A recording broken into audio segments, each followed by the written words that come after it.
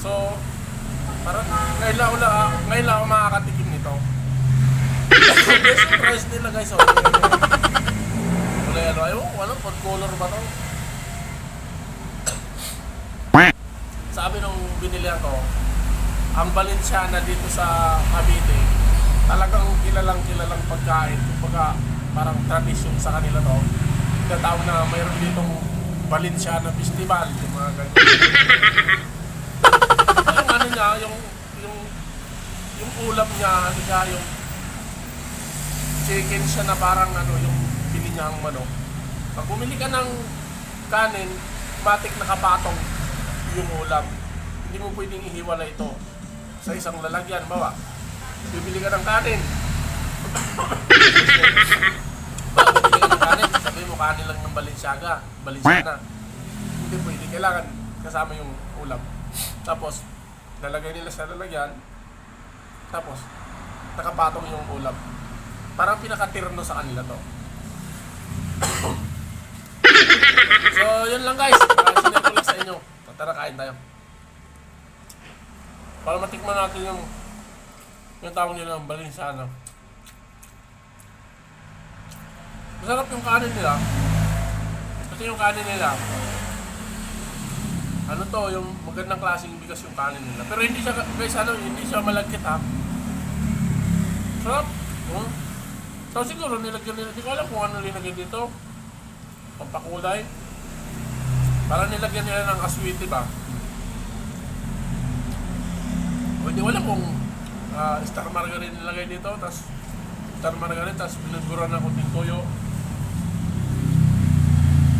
Hindi ko alam guys kung ano to, paano nila ginawa to. Pero ang tawag nito ng pagkain na to dito, Balenciana. Sarap.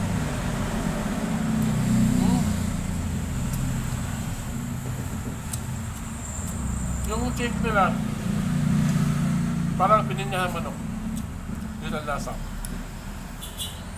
Kanina, habang bumibili ako nito, kaya ko na, matry ko nga yan, tikman ko nga kung ano lasa yun. Nako, sabi sa akin, Totoy.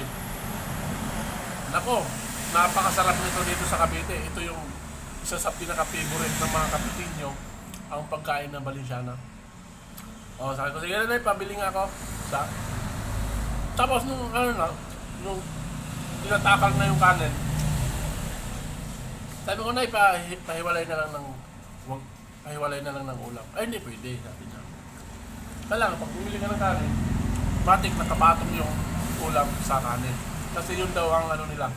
Kaya sa kung kayo ha? Bukang mo na kayo. So yun lang guys, sinare ko lang sa inyo guys. Pero parang nakakaumay.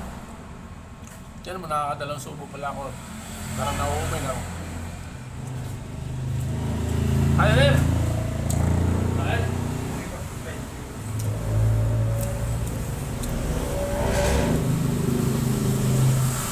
Mamuti pala. Yung kanin niya, ay yung ulam niya, may sahog na kamuti. Ayan o, kamuti. Kamuti at saka hotdog. Binatong lang sa gitna. Kasi ganun daw yung Balenciana. So yun lang ako nakatikim nito. Pero masarap siya. Masarap siya guys, kaso nga lang. Alam mo yung ano, hindi ka sanay sa ganitong pagkain. Kumbaga ngayon ka lang nakatikim. Ngayon lang nakatikim nito. Yung Balenciana na to. Kaya atin mo, padalawang sobo pala ako, parang nakakaumay na. Pero yung chicken niya masarap.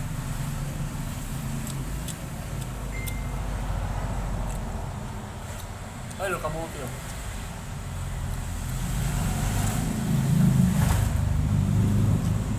Sarap naman talaga siya. Masarap.